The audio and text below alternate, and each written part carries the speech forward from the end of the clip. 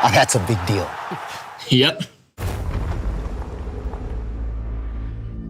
Because I was high on tramadol. Because of the drive and the craving, it's difficult for people to associate these substances with the deleterious effect that it's having on them and to move away from them. So that's why we have to come in our professionals to help them to process the whole thing, do a detox, get them into a therapeutic environment where they're able to see the association between the deleterious effect that it's having on them and the substance itself. The turning point happened in a very unconventional manner. And a few months later, something really tragic happened that just, pushed me to surrender. So there was this guy that I used to follow on social media. He was living the best life, talking private jets, flashy cars, partying with the biggest celebrities around the world. One day I woke up and then I go on Instagram and I see this guy has jumped from the 10th floor of his penthouse in Miami and killed himself. And that was when the verse hit me. What shall it profit a man to gain the whole world and yet lose his soul? This guy I was following, I thought he had it all. He just killed himself like that. Seeking professional treatment for substance use disorder is highly recommended for individuals struggling with addiction. For some, self-help, support groups, lifestyle changes may be sufficient to overcome these obsessions. Just as the spirituality is important, professional help is also very important. For me, thankfully, or let me say, by the grace of God, I didn't have to seek professional help. What it did for me was just my spirituality, my family, my immediate family. They were so loving and caring during that period. And then Christian fellowship. I belong to a Christian fellowship of businessmen where I was able to see young people like me who aspired to the morals and the values I wanted to aspire to. So that's what did it for me. For treatment, I have been on medications, mood stabilizers and antipsychotic medications. My psychiatrists and psychologists I've had over the years have been very, very good. We have made a very good team and they make me feel seen, they make me feel heard. I'm grateful to them all the time. I tell them that they are the cheerleaders on my road to recovery. Many people are not aware that children can suffer from mental disorder. And mental disorder can start at a very early age. I mean, I'm not a psychiatrist, but mental disorder can kick in from the age of 12 upwards. So it is very important that the Mental Health Authority gets schools on board in order to enlighten those concerned, counselors and so on. Mental health funding in Ghana has historically faced challenges, including limited resources and attention compared to other areas of healthcare.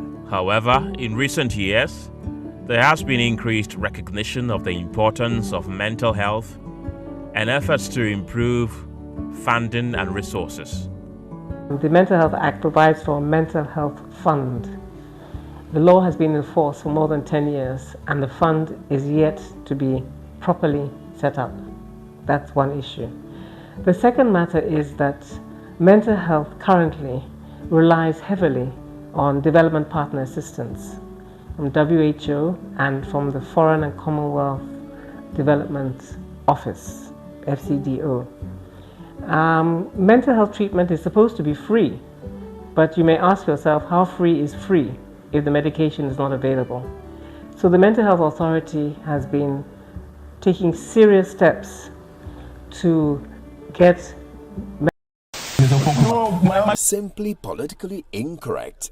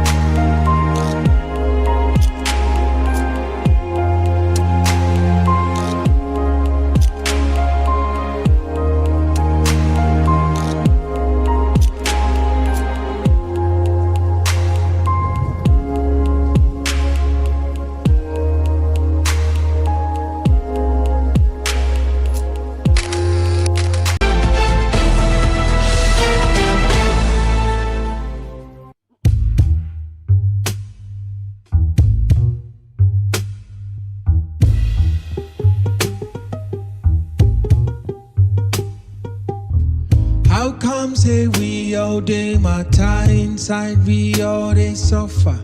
Something they cause me, they cause you, they cause your son and daughter. Where we all feel come together and try to sort each other.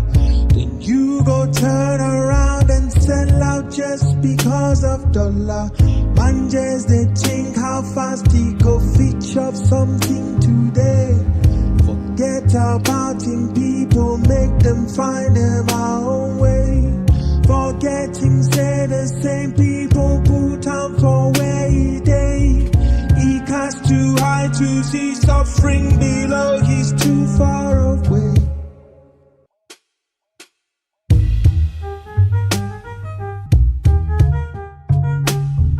Them get eyes, but them know they see.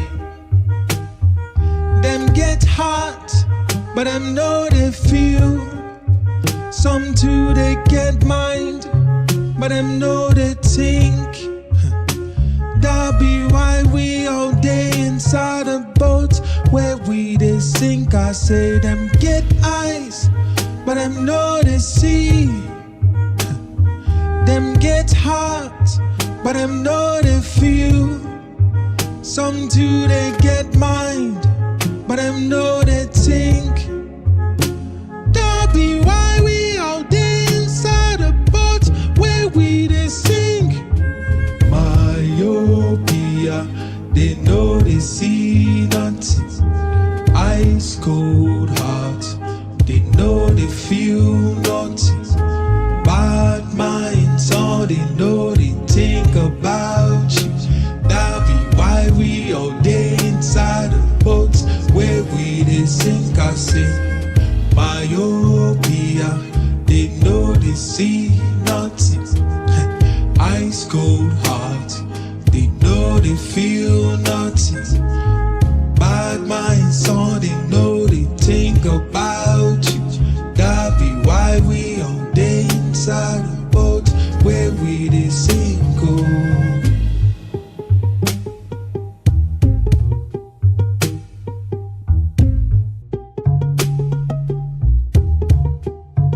I say them get eyes, but them know they see. Them get heart, but them know they feel. Some too they get mind, but them know they think. That be why we all day inside a boat where we they sink. I say them get eyes, but them know they see. Them get heart, but them know they feel. Some too they get mind, but them know they think. That be why we all day inside the boats where we they sink.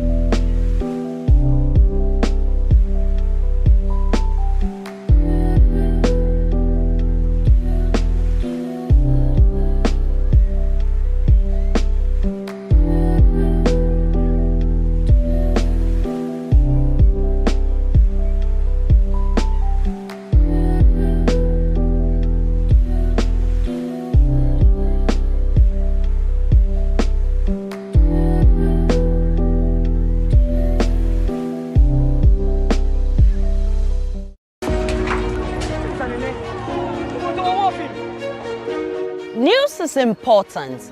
It's the only way you get to know the things that happen around you, what affects you today and the future. At JoyNews, we have reporters scattered around the country who tell us about the communities they live in, the people and their stories. The key part of our job here at JoyNews is to make clearer the muffled voices in every part of society. We shine light on the issues. My name is Aisha Ibrahim, and this is JoyNews. Independent, credible, and fearless.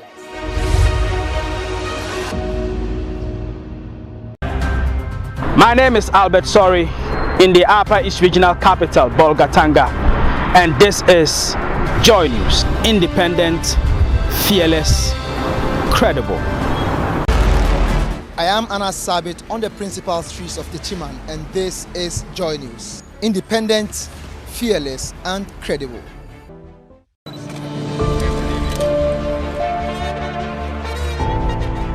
We have seen a lot together, and through it all, the faces here at JoyNews have looked you straight in the eyes and asked the questions you've always wanted to ask. We've been fearless but compassionate. We've been relentless with our probe. We have given you the microphones. The boy they killed is my best friend. We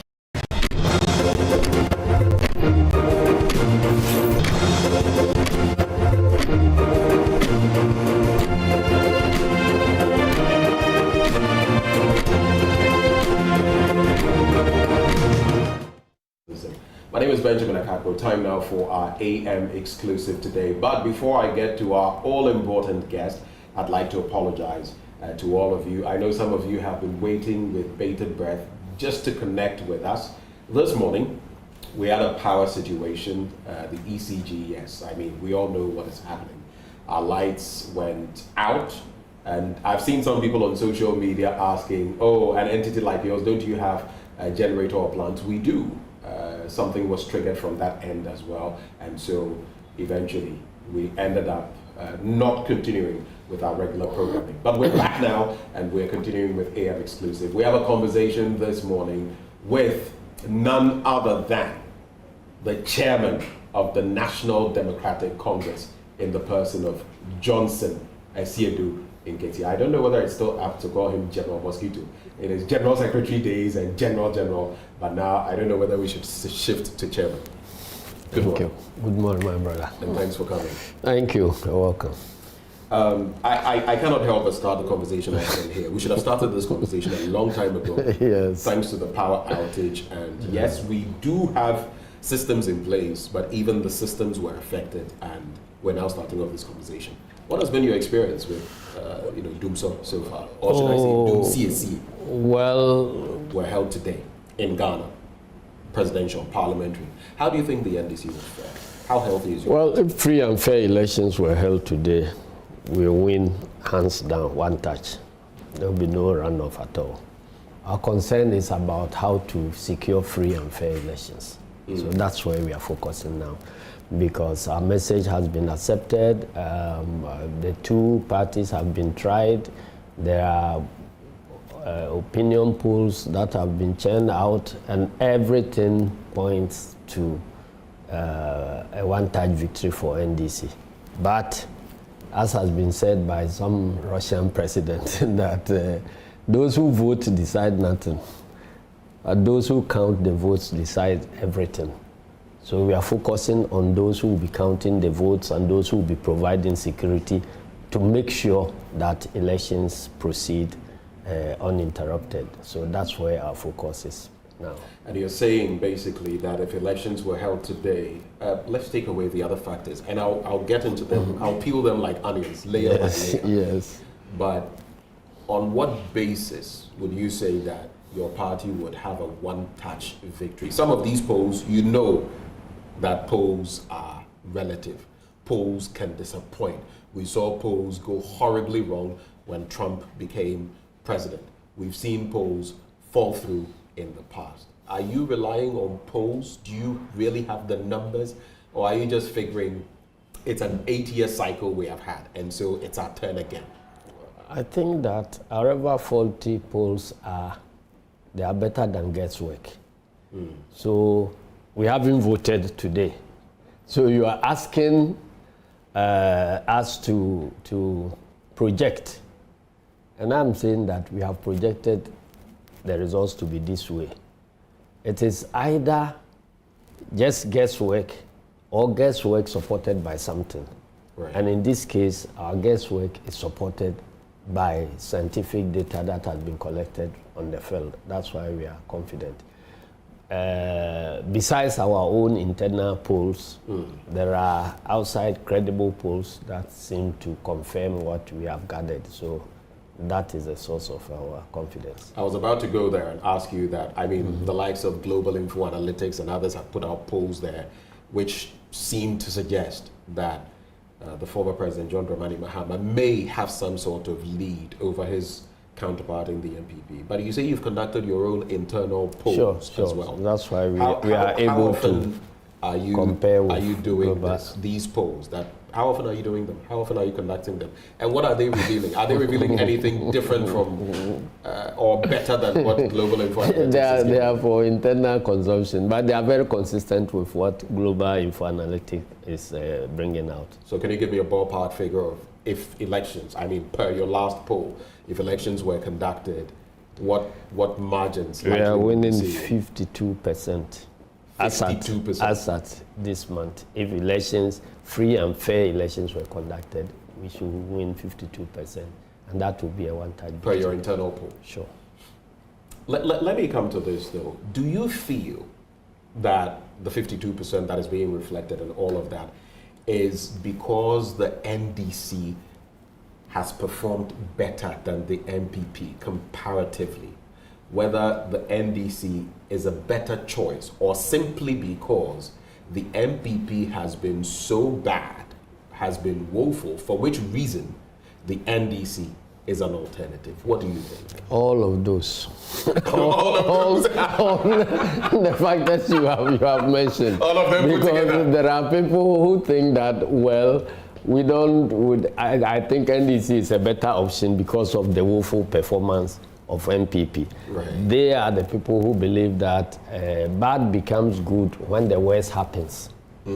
So you have people who did not support NDC in any way at all, but they've seen MPP perform, so it makes NDC looks good. There is that group of people. There is another group that thinks that NDC has been good all along, but MPP succeeded in projecting NDC as a bad, system, and they use media, social media, lies, half-truths, and all that to project NDC as a bad system. And now their own lies are catching up with them. So the truth is emerging, and that has vindicated every step that NDC has taken, which has been classified as bad, to be the right thing that should be that we should be doing. And so that's why I'm saying all that. Everybody has a reason. And then finally, there are those who think that whatever happens, we are under some form of misgovernance. So let us remove the government before we even think about who will replace that government. Because whatever happens, the bottom line is that the nation is under some siege. The nation is, the nation has been hijacked. Our institutions have all been reconfigured to serve personal interests instead of public interest. So let's get rid of this bad system before we even figure out who will take over. But that's also a dangerous prospect. It's like taking a leap of sense versus a leap of faith. Faith will tell us that take a leap of faith, but sometimes jumping into the unknown could be disastrous. That is what we are trying to avoid, because you see, when you have a bad system in place, then everybody thinks that any other thing is better than what we have. And so without thinking about what the possible replacement is, They'll be going in. And that's how, in the past, some dictators have been produced. Right. If you go to Italy, that was how Mussolini was produced. You go to Germany, that's how Hitler was produced. And so we have a risk that if we are unable to rescue this system and we continue, the next leader who will be produced may be worse than anything at all. That is why we think that at least we have seen the work of President Mahama and we have seen the work of NDC. We think that let us do everything to replace this government with President Mahama, and we will be in a safe pair of hands. Otherwise, the other alternative will be disastrous. And so, and see, when people lose faith, not in just the government, but in life itself, and they think they don't have anything to lose, they become very, very dangerous to society. And indeed, it's been said that the most dangerous person in society is the one who doesn't have anything to lose. Has nothing to lose. That's the point. But I find it interesting. Because I'm a student of politics, I'm reflecting on the words you're using. You are talking about Benito Mussolini, who was a fascist leader. Yes. You are talking about Adolf Hitler, who was a Nazi leader. At a point, there will be a convergence with Italy, supporting the Nazi effort. That is scary because you are talking about it relative to a democratic administration led by a human rights renowned lawyer. Should you be mentioning these things in the same breath? I find it scary almost that you're mentioning all of these things. I think that you are getting me wrong. I think you are getting me wrong. I'm describing the situation that persisted before which generated this type of leaders. And that is the situation I'm comparing with Nanado's administration. So if you are not able to change it and replace it with a better system, and we go a step further, it could be replaced by a fascist or a worse kind of dictator. And you feel that is where we are heading into election 2024? That is where we are heading into. So we have this window to pass through. If it gets closed, then we are doomed. I see. Let's talk about, your party in terms of gearing up for the 2024 elections. And we'll talk about the EC, yes. But in Kranza South recently, there was a claim by some NPP members that your parliamentary candidate should behave, else, there could be some incidents in there. Then we've seen the limited voter registration exercise and the skirmishes that have characterized it in some instances where some of your party people have also been complicit. Arrests have been made, yes, then claims that this person was not even on the scene. But how are you from your end, especially as political party vigilantism must be swept aside, how are you cooperating as a party on that end to ensure peaceful elections? You see, it is always very important for a credible media house like Joy to get your stories directly from the source so that you will not be influenced by what other people say. And that is why, because the issues you are talking about, the Nkranza issue, the what do you call it? I'm just re-echoing the threat or what has been said from the MPP caucus. That is the point. That is the point. Or else. That is the point. That's why I'm saying that if you had somebody there reporting to you what is happening there, what actually is happening there, you see those who are, shedding crocodile tears, and those who are facing the truth. So what's the truth in Kranza South is that, Basin is against electoral laws. You cannot hire a bus. Yes. Busing is against electoral laws? Sure, it's there. You cannot go and load people in a bus, drive them to a registration center or a voting center and say that these are my people, get them registered, get down and join the queue. It's against the laws. But I thought, that is what the police. That is what the police is not enforcing, and it is creating this problem. Or that is what they may be enforcing partially. That is creating these problems. You understand? So, if we stick by the law, everything else, our electoral laws are so, designed to create peace. The problem is that those who are to implement the laws or those who are to enforce the laws are not doing the right things, and that is why you have this chaos.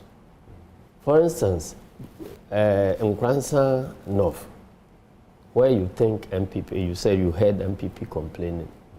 You go I think it was south, rather. Nkransa South. Right. You are busing people straight from Ashanti region who are non-Nkransa indigens to go and register.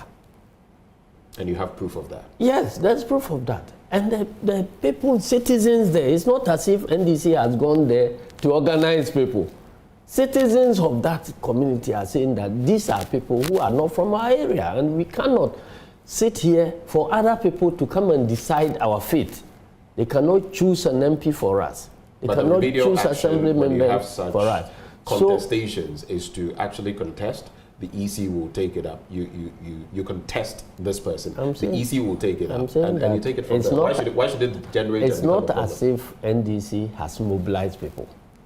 The citizens, having gone through that process in the past, they have lost confidence in the way we operate our electoral laws, and so they say, look, there has been several cases where this simple procedure of challenging. Right. You challenge somebody, you invite the person to appear before the review committee to come and defend himself or herself. If he succeeds, he's given his voter ID card. If he fails, then the ID card is held, and the Electoral Commission is advised to expunge his or her name from the register. There have been several situations where Electoral Commission, in collusion with MPP, has ensured that the names never get expunged, and in spite of whatever the verdict of the review committee has been, the people who have been charged have eventually gotten access to the voter card, and they emerge at the voting day to come and vote. This is hold for me right there, because it's a serious claim. We have evidence. We have evidence from which about registration cycle? Several. No, 2020, and that is why the reaction, people are reacting the way they are reacting. We have that evidence there, and we've raised it. And so you never will see it until the voting day, the register comes, and those people who were successfully challenged and are supposed to be expunged are still in there. And once they have their card, they are allowed to vote. The EC's register will be exhibited. You, the political parties, you will have access to that register to cross-check some of these things. These individuals, you know them by name. You will be able to fact-check. In Nkransa South, these people were meant to be expunged per what the conclusions were when the committee sat. Their names are here. You would have access to that, wouldn't you? I'm talking about the final register that comes to the polling station on the voting day. There are instances of differences, significant differences between the final copy of the register released to political parties and the one that finds itself at certain polling stations on voting day. You are telling me? I'm telling you for a fact. I can tell you, Sunyani West. It happened, at least I remember one polling station where the number of registered people on the total number was around 69. Right. In the end, the register that was produced on the voting day contained close to 700 names. From 69 to close to 700? I'm telling you, yes. We raised it. Electoral Commission has not been able to respond to it. You see, so if so apart from names that are supposed to be deleted, which never gets deleted, there are also cases where transfers are made on the blind side of the political parties, at least NDC.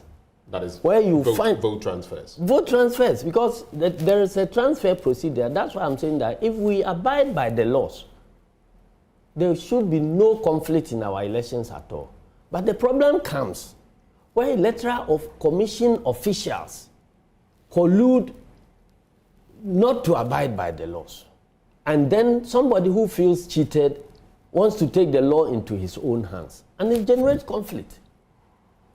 So there are cases where if you are getting to, there is a transfer window so that Electoral Commission will announce that whoever wants to transfer their vote from A to B, this is the window, exactly. These two weeks, come and transfer. Every political party would have a list of people who have been transferred from each station to another station. Then you get to election day.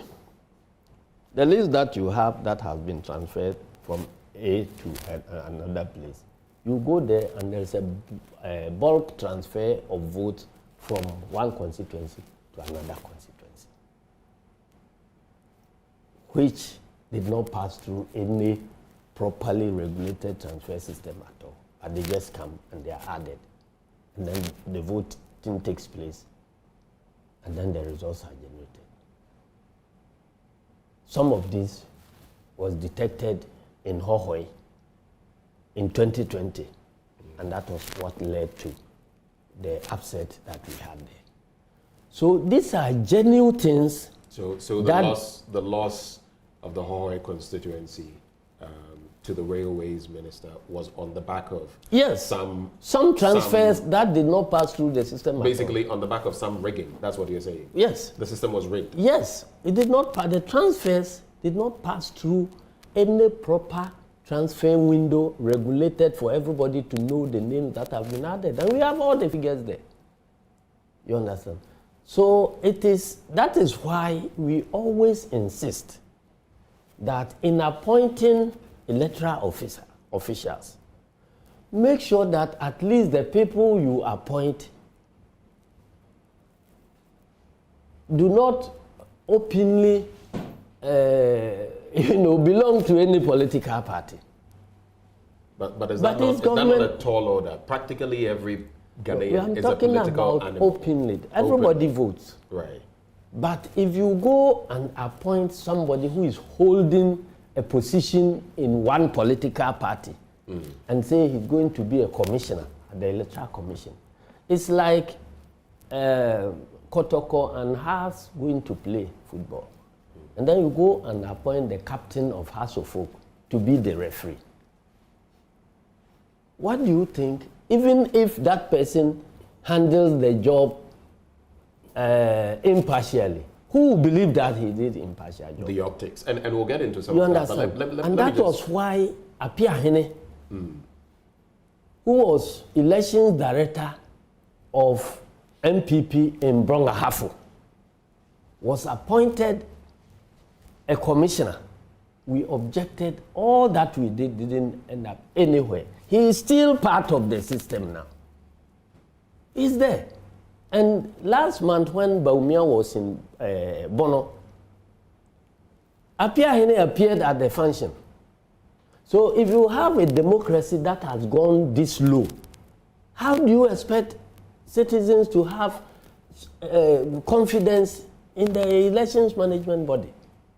In another breath, you can also understand, and we have ample evidence of saying, the Electoral Commission is not perfect. It is run by human beings. Yes. And human beings are bound to err in some small or big way. Yes. Like you mentioned, in which place was it that you mentioned where from 69 it was over 700? Sunyani West. Yes. That is quite a figure. But by and large, which is why again you look at your electoral petition in 2020, right?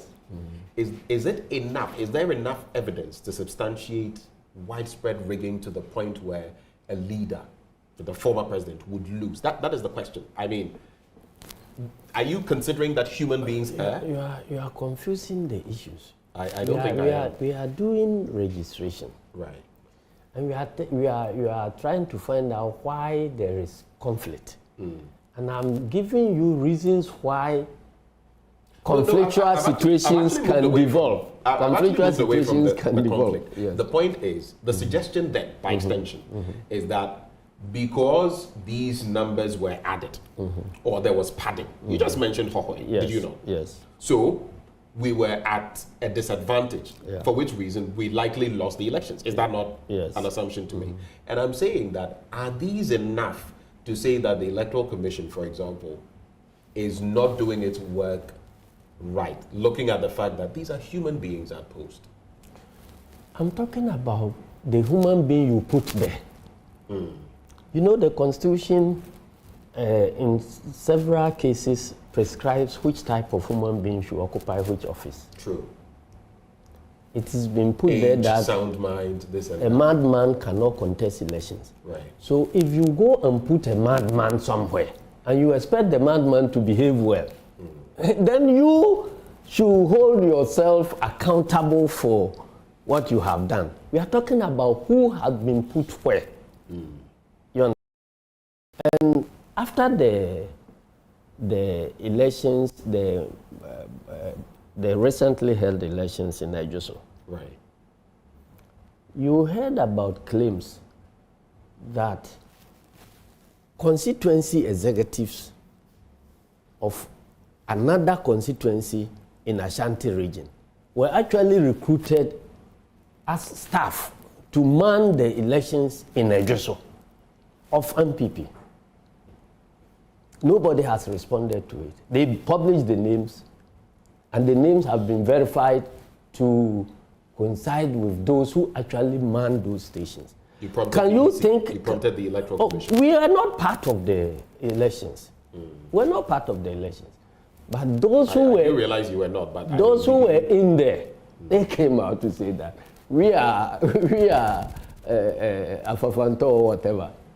And we just came from MPP. And we know that these names, A, B, C, D, they are executives of Kumau constituency. They were recruited to man polling stations in Nigeria during these by-elections. Electoral Commission has not come to contest those claims. And if it is true that a commission can go and recruit people from one political party which is in the contest to man polling stations, I mean, how do you force people to have confidence in such a system? That is why I'm saying that, look, you have power. You can use the power anyhow. And Akufo-Addo thought that, well, say what you will, I'll do what I think I have power to do. He has power to appoint commissioners. But you don't have power to force us to believe in the commissioners you have appointed if we think that they are not the right people. You understand? So it is a problem that we are going to face going into this election, because if you appoint people who are openly partisan to head the commission, and they are the people who will be recruiting the other people who will be going to the polling stations, who are they going to recruit? You know, and so that is a problem. Right. And there is the security issue too. You heard about this expose where MPP parliamentary candidates are being asked to submit names to be recruited into the security. It has not been settled. The response the Interior Minister came to talk about was that, well, it is happening, but NDC people too are being recruited. Is that the law based upon which recruitment is done? Let's situate the conversation. You started talking about the Interior Minister. Yes. It has been made clear that there is no such plan, because there's nothing such that every parliamentary candidate is going to bring 30 individuals, whether it's the police service or the military or the fire service, because all of them we know are on the ground on election day, right? And that it's not even possible when you look at the numbers. Because if you do the multiplication on the majority side, such numbers can't even be trained within a single cohort. How many are being trained currently? I hear it's the highest cohort since the 1950s. I think 1959. It's about 500 and something. And this is the highest. So is it realistic, this claim that is being made? When the Interior Minister says that he has a list of NDC names that have been submitted by NDC MPs, what are the names going to be used for if there is nothing like that happening? Have your members of parliament submitted any names that you... They haven't. And so yesterday, Dr. Atuforsen responded to the Interior Minister that he could publish any names with any MPs who have submitted names to him. But the important thing is that the Interior Minister has admitted that this is happening, but your MPs are also part of it. So that is what it is now. By what he's saying, you take it as a tacit admission that this is happening. But if nothing is happening, why would he say that by your people are involved? They are involved in something that is not happening. But we know that definitely there are not thousands of recruits going to be added to the figure. Anytime we are going into 2000, when we were going into elections, there was recruitment. People were brought from the police training depots and so on to go and provide security at polling stations. Did you say and that is 2000 or 2020? Which one are you? 2020, sorry. Right. 2020. That is what they want to repeat. You see? And there were people, those who went and shot and killed. Has the police been able to identify anybody? Or the soldiers, have they been able to identify anybody? You're talking about the Techiman and other places. Yes. Have they been able to identify anybody? As we sit here, no. And you think it's on the back of this? Yes, it's on the back of that. Into the security services. Because you see, I get the impression that it is a conduct that is endorsed by His Excellency the President. How can you stretch it that far? Oh, because you see, by the carrot and stick approach to management, leaders would reward conduct that they endorse, and they punish conduct that they disagree with. And you look at how the attitude of this government and the leadership to violence and impunity and so on. Nothing happens. So and in fact, I get the impression that violence is even rewarded subtly. Look at the last list of ministerial nominees. Martin Ajemensa Kosa. It was his election that degenerated into these killings in Techiman. He's been made a minister. You think that's a reward? Look, I'm establishing a trend. Look at Seiram. It is Al-Hassan. Yes, it is an election that developed into this Ayawaso, West Wogon shootings and conflict. She is a minister. Look at the case of Mfansi Man MP, whose husband was murdered on a campaign trail.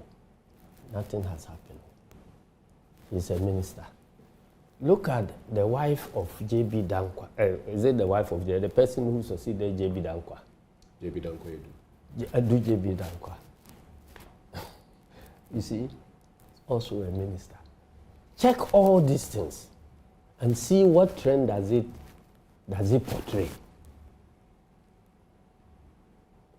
You understand? So, if somebody, your child steals something and he or she gets punished, next time she will not be stealing. But if a child steals something and he comes and he's promoted, he's congratulated for stealing, you are teaching the child how to steal and they'll continue to steal.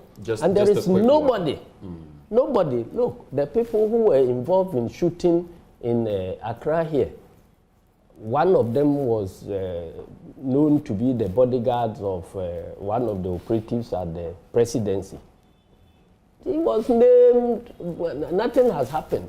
You see, so under this government, the lesson that Nanado and Baumia is sending is that when it comes to election, you can kill and get away from it. You can maim and get away with it. So long as they win, nothing will happen to you. So if they are making noise that we are fighting electoral violence, we are passing vigilante laws, we are doing this, I don't think that they mean it at all. This is a government of pretense. They pretend about electoral violence, they go to encourage electoral violence, they pretend about fighting corruption, they go to encourage corruption, they pretend about fighting galamsey, they go and their key people are involved in galamsey, and all that. That is the government that we are under, and that is why we think that this nation must be rescued. Right. Just a quick one. I digress briefly, but because you made mention of Ejim Mensah Kosa among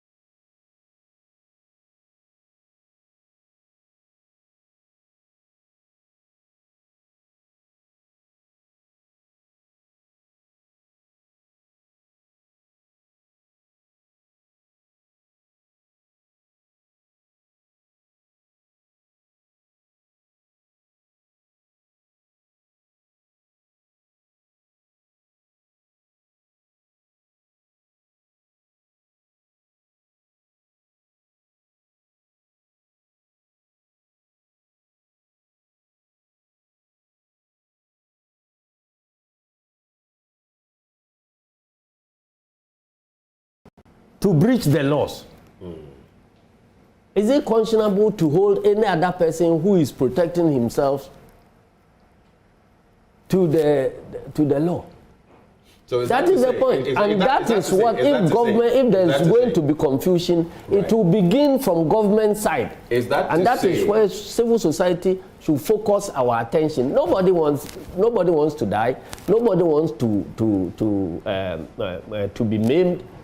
But you see, if I'm going to die anyway, I better fight so that I get a small chance of survival. But is that to say that come election 2024, if you feel something is the truth or is right, and even if you must, so to speak, breach or break the law to be able to protect that truth or that right, you will break the law to do it?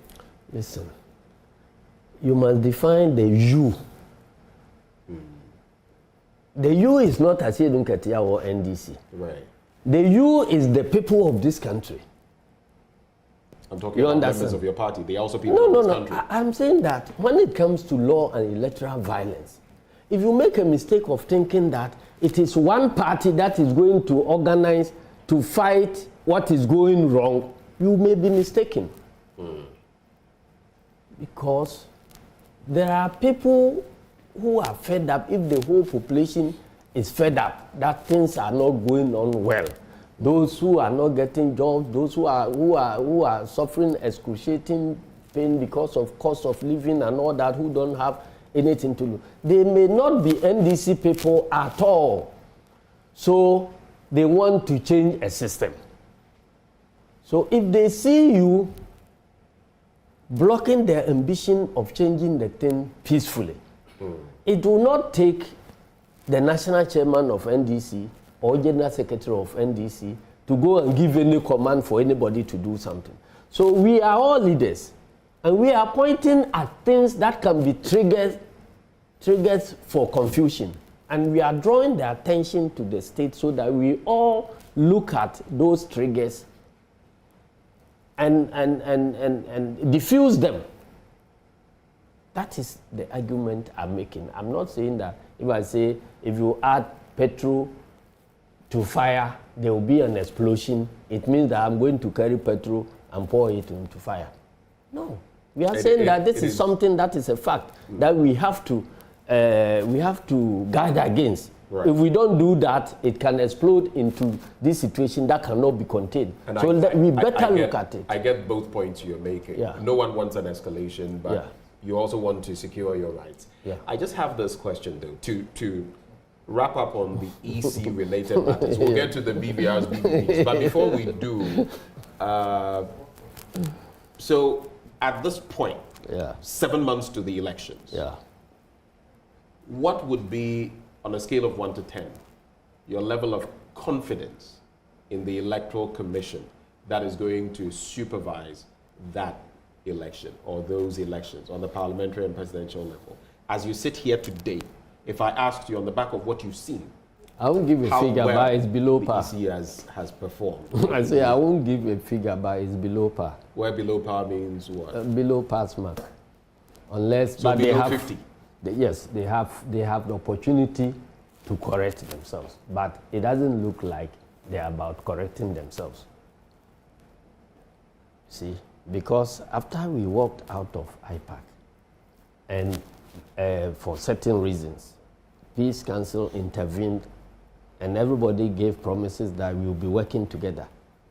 I think that we should have begun on the new path, but what is emerging does not give me personally confidence that actually we are working on the new path, because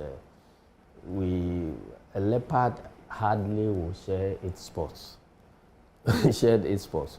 So maybe they are trying, but I want to encourage them to improve, because as we sit now, I don't think that I have that level of confidence, and that is why we are leaving no stone unturned to make sure that wherever there is that confidence shortfall, we put in other measures to ensure that we will still have some credible elections. Where lies the problem? Is it with the Electoral Commissioner herself and her thinking, or is it with everything across the board in the Electoral Commission? It's about everything we have discussed this morning. I see. So let's take a brief swipe at the BVD and BVR issue. Yes, You know, there have been a lot of statements from the EC saying, yes, you're making a mountain out of a molehill. This is not the case. You are even now suggesting that, you know, these are in the hands of certain people who are using them to register certain NPP members on the blind side of the NDC and all of that. And the EC says, stop throwing dust into the eyes of Ghanaians. Why are you doing this? Where are the missing BVDs? My BVRs, where are they? This is a simple question that EC, if they don't have anything to hide, they shouldn't drag it to create all this unnecessary noise. The problem is coming from them. All right? Because the demands we are making, they are demands that ordinary people with ordinary intelligence will be making to satisfy ourselves that nothing is going wrong. They have every capacity to respond to those demands without it creating any problem. The fact that they are refusing to open up is the source of worry, and it will continue to be the source of worry. But because I think that if they don't have anything to hide, opening up would have resolved this matter long, long ago. You see, you have this, first of all, you are keeping these machines. Some gets missing. You know, they are security machines, and they are kept under lock and key. Lock and key. Apart from that, you have CCTV surveillance. You have fiscal security surveillance. You have the military deployed 24 hours, police deployed 24 hours, an armor car in front of the Electoral Commission. And apart from that, individual commissioners are protected by armed personnel. Now, you have this sensitive equipment. Some gets missing. We are saying that, tell us, was there a break-in? In which case, you can examine the logs to see that somebody has broken in. So far, no break-in. You have a CCTV surveillance 24 hours. What story is the CCTV telling us? You say nobody should know. And the fact that this equipment got missing, if you are open, as you keep on saying, let the people know, let the people, if you are open, the very day you detect that these things are missing, what do? You inform Ghanaians.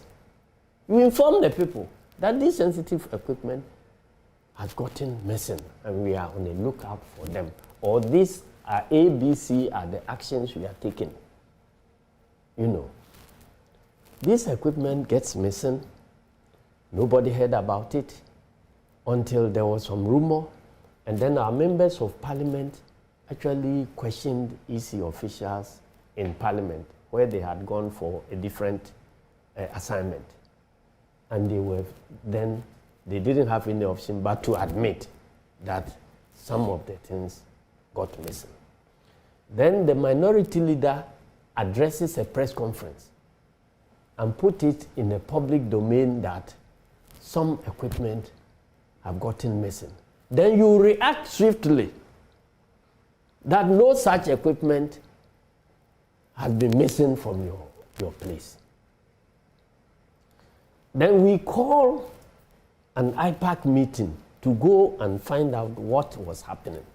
Then it was at the IPAC meeting that you now admit that indeed these things were missing. And we ask you, what steps have you taken after that?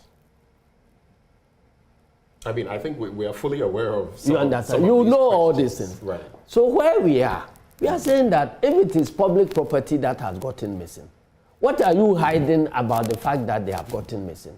What are you hiding about the identity of the exact equipment that got missing. You are telling us that it was laptops, which are components. That is the key engine of the registration kit. They say without certain operational allowances, those laptops mean nothing. They Look, can't be all used. the laptops, the dangerous thing about it is that the laptops have been exclusively manufactured for the process. For the process. Right. And the Ghana Electoral Commission. And so, and that is at the center of the workstation for the registration. All the others can be bought off the shelves. And not all the so let me like just, the scanner. I get the point you're making. What is the end game here? Because, for example, you have said that you would use some technology to get the serial numbers at different, polling stations for some of these gadgets. Are you able to do that now? Is it a process you've already started? Listen, we are worried because the same Electoral Commission is telling us two different stories from their own mouth, from one mouth. Because when we said that, let us identify those that are missing, so that everybody in Ghana knows that these 7 or 6 or 5 items are missing. So the serial numbers of this, if you detect it anywhere, or you detect the output from that equipment anywhere, then we all know that it cannot be part of our process. You say that, no, that one you won't give it to us.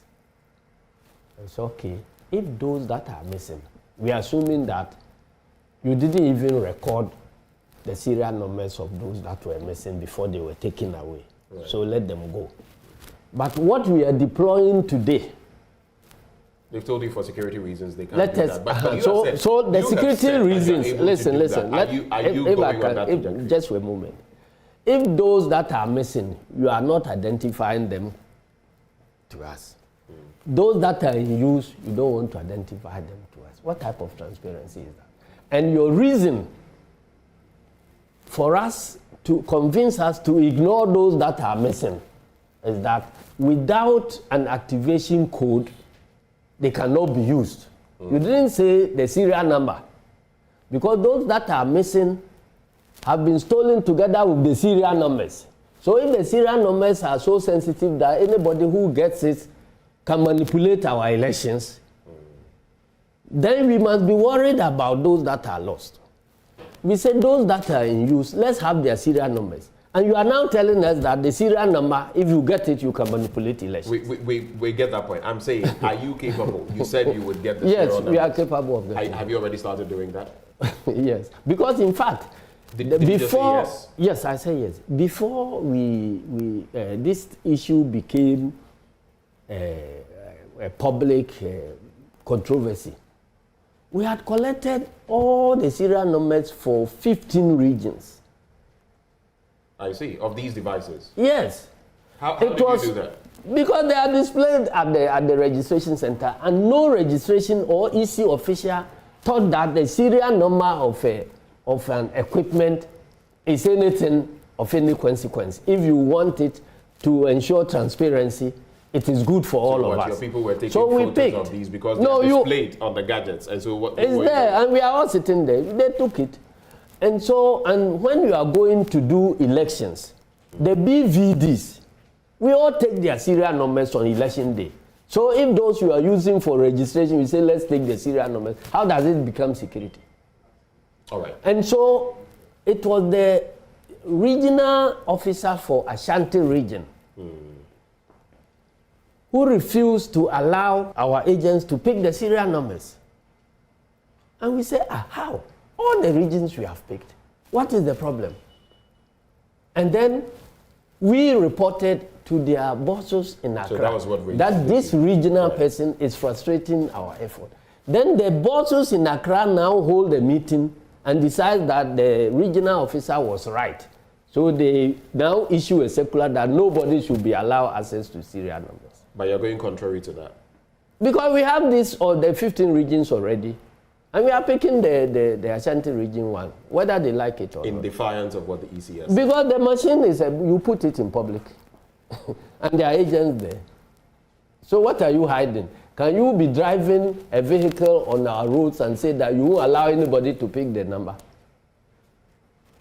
And that if I am a passenger and I'm boarding a vehicle, I want to take the number and send it to my wife that I'm on vehicle number so and so for my own protection in case something happens.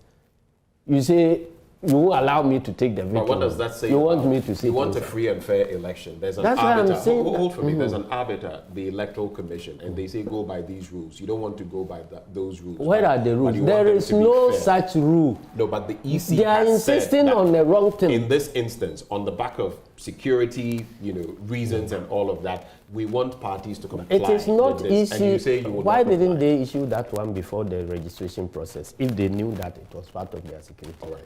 There was nothing like that. And there's no law they are trying to enforce. It is just impunity. Right, I get that. Because we are in power and this is what we want to do.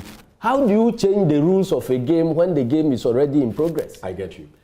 You've already mentioned, I'll cap this off on the political front. Yes. You said that if elections were held today, you would expect the NDC to secure some 52% per your internal polls. Yes. There's also the long-standing issue of the flag bearer of the MPP not having a running mate. Yeah. Some have said there are different reasons for that. Some have even suggested that, it's a delay maybe to ensure that whomever they pick doesn't get too chastised before the elections. But why do you think that is happening? And do you think that works for your party, the NDC? Because their official position is that a running mate is useless. Even when he becomes a vice president, he's a mate. So they don't think that getting a running mate is of any consequence.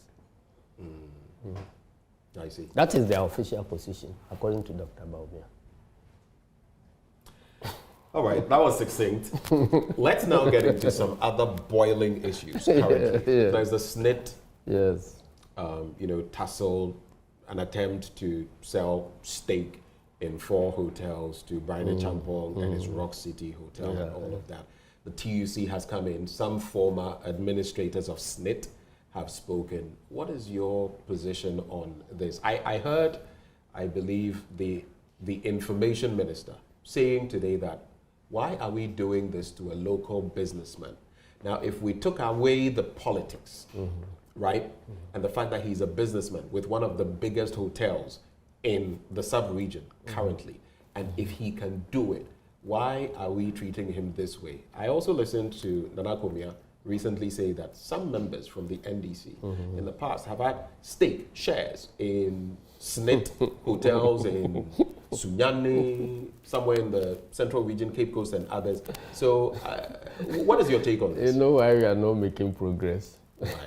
If you catch a thief, he says that there was another thief who also stole this one, so it's a balancing game.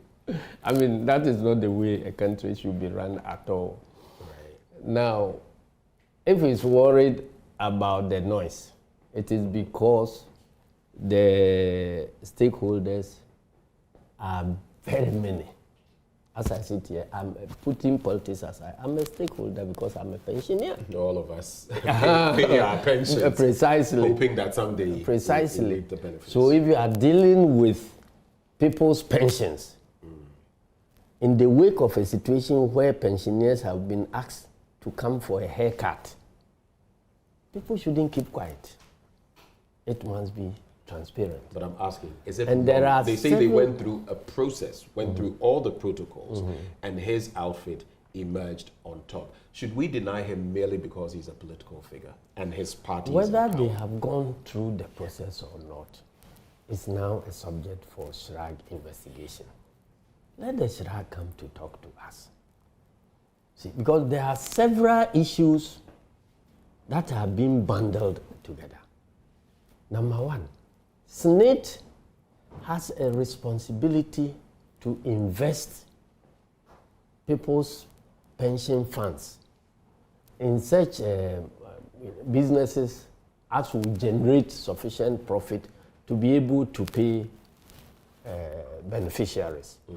So the first thing you got to look at is that the sale of the hotels, is it something that is a prudent business engagement that SNIT is going into? As for that one, all stakeholders of SNIT can have a bite at that argument. Right. That's one thing. Right. The other side is that even if it is prudent for SNIT to offload those shares, how did it get to the selection of Brian Champon's company to handle it? I just told you that SNIT had concern that there were processes, due process. But the major stakeholders of SNIT are contesting that claim. That is TUC, the Workers' Front. They are contesting that claim. So that is another matter. And the third leg of the argument is that an honorable member of parliament, who is also a minister of state, buying state property, have all the precautions been taken to ensure that it is fair and proper for such a person to buy a state property? That is another angle. And so, if all these boxes were ticked, the last one, and the person one is that a member of parliament is not supposed to hold an office of profit directly or indirectly, because I heard him saying that he's a director, but he doesn't take what do you call it? He doesn't take any allowances or salaries and so on. But he ends up saying that he's a sole owner of the company. So where does the profits of the company go? It comes into your pocket. That is the indirect payment. So Shrag will look at those things. So first, as a member of parliament engaging in business without the permission of Mr. Speaker, as a member of government buying state property, there's another issue there. And whether SNIT is investing the monies of workers in the proper way, it's another issue. So these are things that we need to go into. If you don't take them one by one and look at them and you bundle everything together, somebody says Brian Champon is MPP, this one says NDC, it won't solve any problem at all. And listen, you spoke about holding of shares and so on. If you are a majority shareholder, it is completely different from being an ordinary shareholder.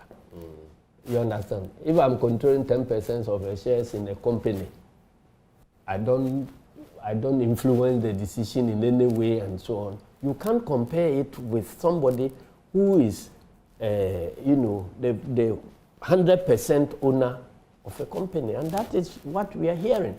And then the process that you say, SNIT says there's nothing untoward.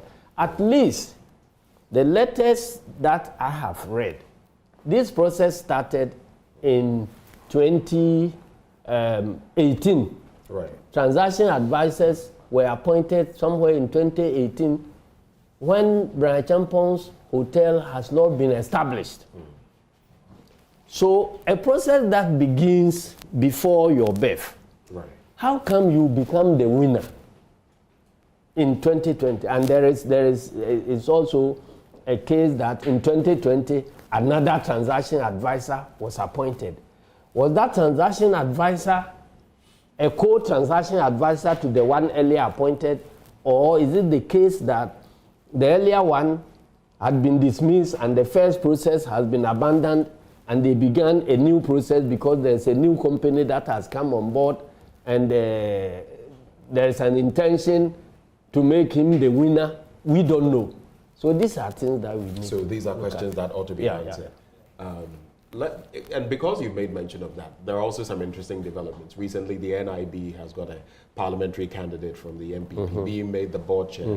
The most recent one, your counterpart on the MPP end, Stephen Ayesu Intim, to be board chair of the National Petroleum Authority, maybe MPP, NPA.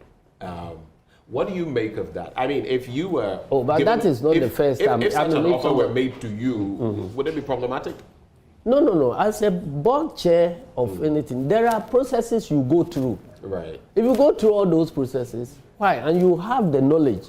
Right. You can do it. There's no problem. I don't have any problem with Stephen Tim's if an appointment. NDC, administration, if you came to power and as chairman of your party, you were given the opportunity of being board chair to one of these state institutions, you would take it up. If there is something that prevents me from being the chair, unless I will be cited for conflict of interest, I won't take it. But if all the boxes are ticked, and I'm invited to contribute my knowledge or expertise to help run a state enterprise, why not?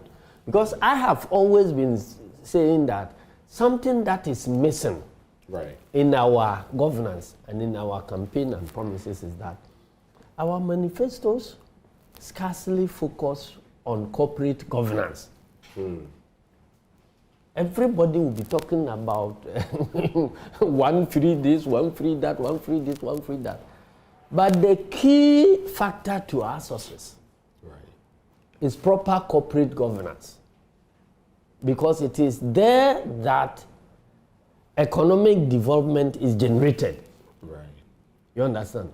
So even we must have an eye on public corporate governance and even private corporate governance, because if the private institutions in the country are being run properly and profitably, and the public ones are also being run properly and profitably, then the economy will grow. But if it's like you look at ministerial appointments and put your best products there, and then you say that, this one you were campaign, so it also boils down to campaign manager here, so even our constitution. Yes, campaign manager here, so you go and be this board chairman. You go. So the board positions or corporate state corporate positions are given to foot soldiers, and they mess up, and the government cannot make progress. I get your point. You see? The best materials should be sent there to go and generate the wealth. Right. Two quick issues I want us to deal with before we wrap. One has to do with the KPMG report. Have you seen it yet? The other one would have to do with the special prosecutor. Who else has seen it apart from government? Martin Nobody has seen it. No, but the president has been released. The president, no, maybe before I entered here, because this morning it was... The president directed that. It was a condition that Dr. Atuforsen gave when there was a meeting between the president and the leadership of parliament. The president was trying to get their concurrence on a number of issues. And the approval of this agreement. So this was a barter. This was part of what the NDC said. So yeah, we said that look. We suspected there was something wrong, and then you put KPMG there to verify. The report is in. You don't want us to see it, and yet you want us to proceed to go and approve something. So publish it for every Ghanaian to know, so that we will see that what you are presenting to Parliament actually contains the corrective actions. Okay, so this was that we will help you approve. Pro quo. Yes. Give us this, and we'll also support you. Sure. So that was a yes, in the interest of the state, yes. And that is why the president I believe that is why the president has done what he did. I see. Some also say it has been released at this time to water down the effect of the Snit by the Champon saga. You don't believe that? Well, if the president invited the leadership to water down this one, I wouldn't know. But I know it was a demand that civil society were making, and we were also making. Are you happy now? Now that it's been released? We are now going to read the report to know what is contained in there and to be able to decide whether we are comfortable approving anything or not. I'll tell you for a fact that we already have started taking a look at it. People like... I can answer questions on something I have... Right. Bright Simmons, for example, in a post says, in the midst of a tense debate about the propriety of a cabinet minister buying majority state-owned hotels, the famous KPMG report on SML is finally released. As suspected, Ghana's president's earlier summary had major gaps. SML received 1.5 billion, not 1 billion. It goes on and on and on. But now that it has been released, at least you can salute the president for letting go of it and putting it in the public space. His back was on the wall. He wanted against the wall. Against the wall. He wanted something done, and we said do this before we do that. So you're and basically telling that the is one Ghanaians of that the reasons. if it hadn't been for the president conferring with Dr. Kasilato Forson and the minority side, I think I saw Agbuja there as well, that without your pushing for that, we wouldn't have had this report. Is that what you're saying? I'm very sure that we wouldn't have had the report. But because the president wants action to be taken on something, and we say that this is a condition, let us know what is in there before we will be able to make up our minds whether what you want us approved is proper. That is it. And that was the same position our MPs adopted on this $150 million loan. There was an earlier $200 million loan that we believe had not gone to do what it was supposed, it was meant for. Right. And that was the first phase. Right. So they brought a second phase of $150 million. And our MPs were saying that, let us know what you use the $200 million phase one for. Right. If we are satisfied, we will approve this. I get that. It never got it never got done, and that was why our people opposed the loan to the very end. I see. Mm-hmm. I'd like us to briefly delve into the bit about the special prosecutor, Kisia Jabin, and someone who was an attorney general and former president Atta Mills, may his soul rest in peace, Martin Amidou. Were you surprised when you found out that that petition was coming from Martin Amidou? Some have said sour grapes, others have said, oh, he is right, and now the process continues. What is your take on that? Are we fighting corruption? No, we are not fighting corruption. I was extremely surprised, to be honest with you. Because Martin Amidou, I know, until this thing was done, I trusted that he was a very principled person. Until this, you trusted that Martin Amidou was principled? Yes, I was principled. Which means now you don't? The way, no, my faith in his being principled is badly shaken. You see, you were appointed to occupy a certain office. At that time, I made a public comment that Comrade Martin, I know, will eventually end up resigning. Because I know this government too. And I know that they don't intend to fight corruption. They are not serious about fighting corruption. But they want to create a facade that they are fighting corruption.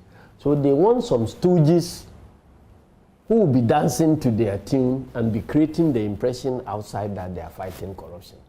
And Martin will not accept that. So when it comes to a point where he feels very strongly about a certain move and he's being impeded, he will resign. I said this several months before he resigned, the very time he was appointed. And I pointed to the flaws of the law, that the law itself is problematic. So nobody who fits into that position will be able to do its work unless there is serious political commitment towards fighting corruption, which I know MPP government lacks. So if they don't have that serious political commitment, they have a lot of ways to cripple the person so he cannot function. Because Martin Amidou had established some reputation as vigilante, one-man vigilante, citizen and all that. But I made an analogy at that time that, look, you can put the best pilot in a taxi. He cannot fly the taxi. He may be the best pilot, but because the vehicle itself is not meant to fly, if you put him in there, he can only drive. He can't fly. Is that where Kisia Jabin That was, yes, between Kisia Jabin and Martin Amidou, they all suffered the same thing. But my problem with Comrade Martin is what pushed him to now believe that the solution to this, our corruption problem, is for him to write to the person you have described as the mother serpent of corruption to take action in this matter. What do you think? That is what has shaken my confidence in him. Do you think something has happened that he shouldn't eyes have not seen? He shouldn't have done that at all. I'm still trying to understand why, Comrade Martin, have you abandoned your view that Nana Akufo-Addo is the master serpent of corruption? Or you still hold that view? If you still hold that view, and you, when you were being, you were confronted with you came to a roadblock that I want to do this thing against finance minister, and the president says no way, and you resigned and came and opened up. If your successor has come to a similar roadblock, and the president is demanding his resignation, won't you show solidarity? And you are rather making yourself the tool for the president to be able to achieve his objective of fighting those who are fighting corruption. The CJ is interacting with Kissi Agyabeng on the matter to determine whether there's a prima facie case. But would you call this a witch hunt? The whole thing is a charade. It's a charade. Completely. All right. The one involving Martin, Kissi Agyabeng, and Cecilia Dapa, and the presidency, and so on.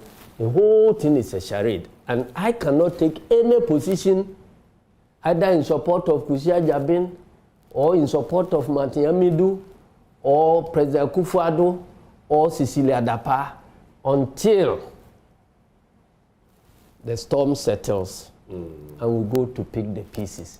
We will know who has done wrong to this country. All right. My final bit to you would be... And it's about to settle in December. The NDC, what we can expect, the way forward. But before that, just to chip in, Hoops Nadoye, you know him. Yes, I do. Accosted for claiming that in 2016 there was some dynamite explosion or blasting in the Volta region, and that the MPP was behind it. What is your take on that? He's been arrested now. He's in custody. After that, then we just get to what we can expect from the NDC. He's talking to you about what he has been involved in. And indeed, we can confirm that there were those blasts. You know, it's not inside, it was not inside the Ghana side of Volta region. You know, there's always this confusion about registration of people, Ghanaians living in Togoland, and people calling them Togolese and all that. Right. So there are a lot of Ghanaians who live in Togo. And in fact, that is why when President Kufuor was talking about this ROPA, Togo was the first country he visited. Right.